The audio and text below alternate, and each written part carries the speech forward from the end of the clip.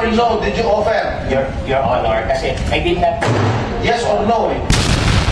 I did not ask if it's a settlement or not. The only question I'm asking you is that if you offered financial contribution. Senador Jinggoy Estrada sumabog na nga sa galit dahil dito kay Jojo Nunes kung saan ay sinungaling at hindi nagsasabi ng katotohanan. Kaya naman dito galit na galit nga itong si Senador Jinggoy Estrada sa kanya at parang sasabog na nga talaga ito. Pero itong si Jojo Nunes ay walang pakialam at todo pa rin yung kanyang pagsisinungaling. Kaya naman piko na nga itong si Jinggoy Estrada dahil alam niya na andyan na ang ebidensya pero nagkunwari pang walang alam itong si Jojo Nunes. Kaya narito guys, panoorin natin ang video. Or no, did you offer? Your Honor, kasi I did not... Yes or no? Your Honor, material po kasi yung context, Your Honor. Did you offer? Yes or no? I did not ask if it's a settlement or not. The only question I'm asking you is that if you offered financial contribution. I did not say it's a settlement. You're putting words into my mouth. Mr. Nunes, inoferan mo si Ninyo Mula, the father, ng financial contribution sa charitable institution of his choice. Hindi po, Your Honor, na ang context ay for settlement. For settlement?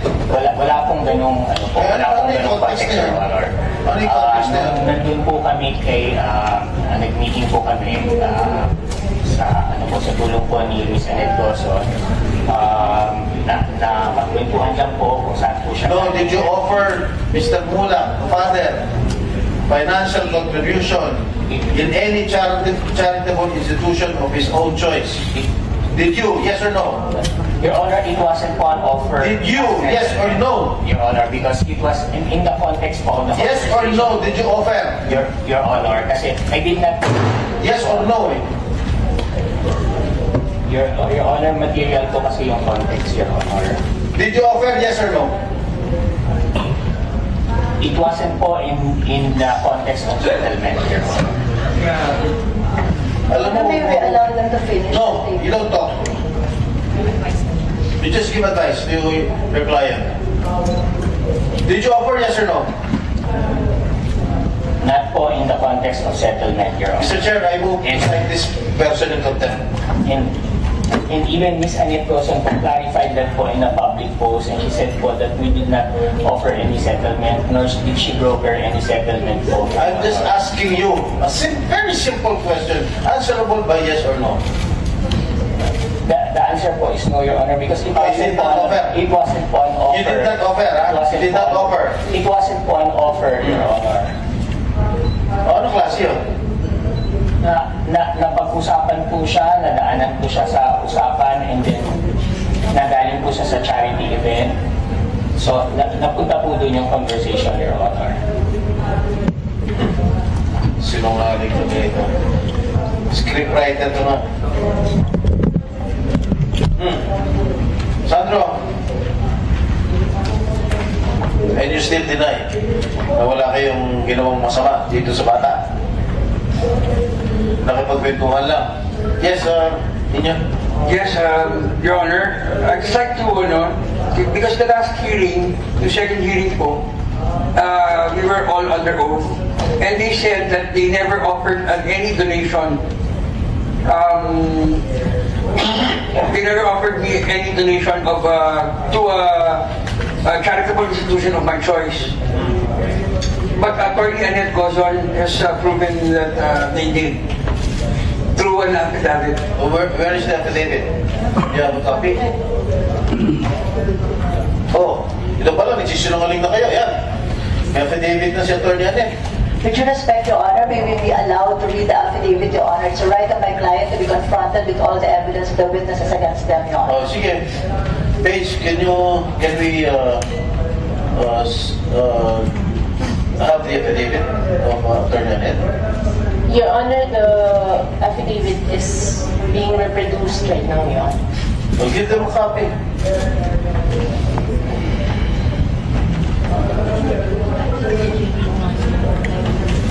Suspend lang muna po natin yung session. Pwede muna po kayong kumain.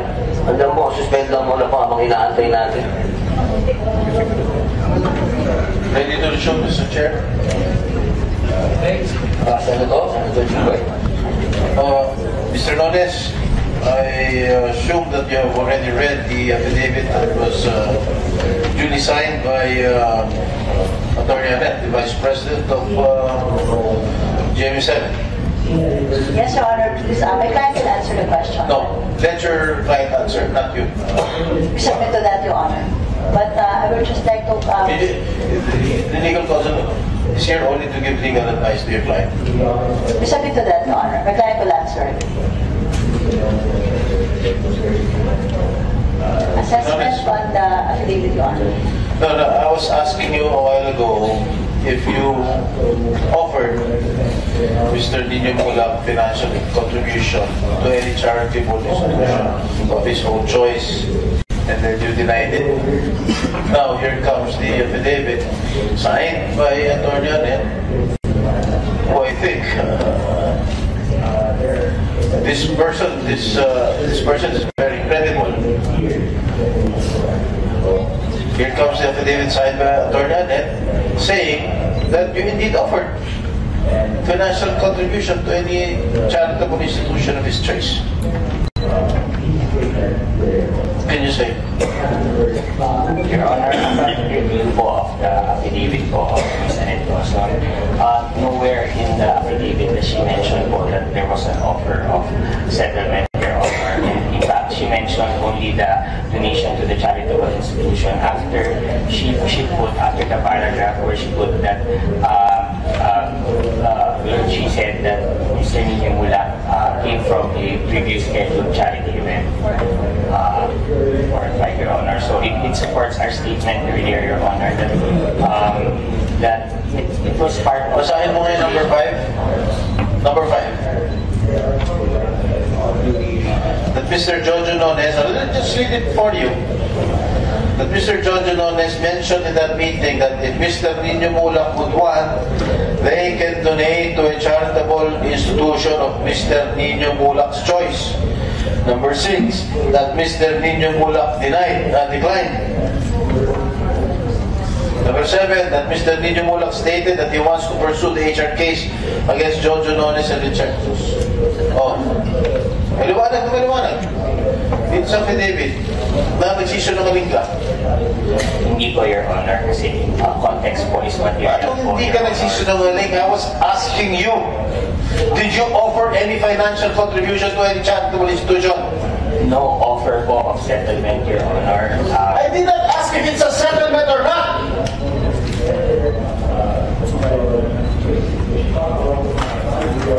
The only question I'm asking you is that if you offered financial contribution. I did not say it's a settlement. You're putting words into my mouth. Mr. Chair, I move that he be cited in contempt. Mr. Jojo Nunes, naiintindahan niyo po ba yung motion na kayo po ay patawan ng contempt?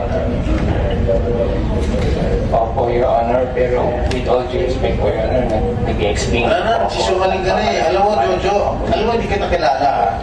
Kahit matagal na ako sa showbiz, hindi kita kilala. Pero, huwag naman ganun. Ha? We are here trying to know the truth, to ferret out the truth. Eh, pag patuloy ka nagsisinungaling dito sa amin, talagang, isaside ka namin in contempt. Maliwanag na dito sa affidavit. Maliwanag na sinabi ni Sandro. May drugs pa involved. May sexual harassment na involved. Hindi lang ang sexual harassment eh. Assault eh. Dahil pinagsamantalahan niyo yung bata, pinag-take niyo ng drugs, tsaka niyo pinagsamantalahan. That is a, what do you call this, drug-induced sexual assault? Tama ba yung sinabi ko, attorney? FBI.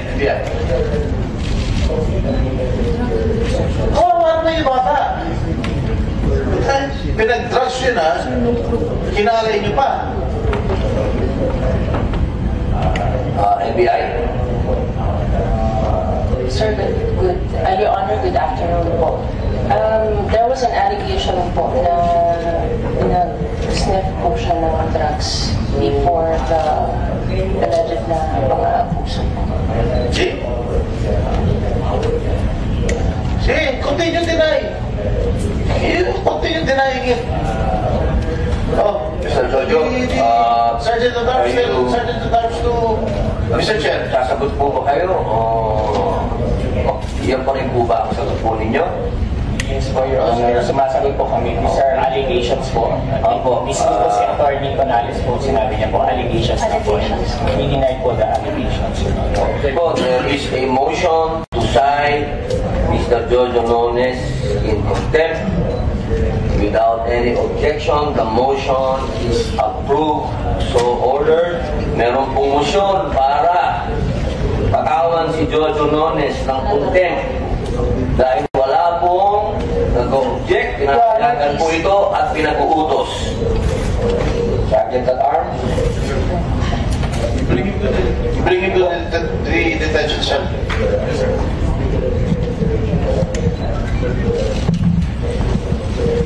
Attorney Topacio, you're not only lawyering for Mr. Gerard Santos, am I correct? You are also here as an independent resource person. Yes, because Your you're Honor. handling cases relative to these issues. Yes, Your Honor. Correct? Yes, Your Honor. Alright. Kanina sinabi ko, hindi lang lalaki minumulestya, pati mga babae. Alright? I heard before, during the lunch, you were saying that you're handling 2 cases. Bill folded like a straw. Tapos pinahit niya yung bata, pinasinghot niya yung bata. The first time lang ng bata. And there was really sexual abuse. There was really sexual abuse. They kept on denying it. They kept on denying it. Sir, bakit po si Mr. Nones lang? Bakit po yung isa po, hindi? Hindi naman sasalita isa eh. Diba, mga sumunod na rin yan. Kasi pag binasa ko lahat siya, malaswa. Malaswa. Hindi, that's not for public consumption. Yung talagang ginawa. Detalyadong ginawa sa bata. Pero sir, sa executive session, dinitali rin yung sabi. Hindi na, because alam ko na eh. Base sa investigation na ginawa ko. And he confirmed it. Alam ko na eh. Si Sandro nagdetalye yung sa affidavit mo? Ha? Si Sandro Yes. Binasa ko affidavit. Pero sa executive session, hindi na niya yung... Hindi na. Kasi binasa ko na affidavit. Sa t-shirt, pantalon. Usual.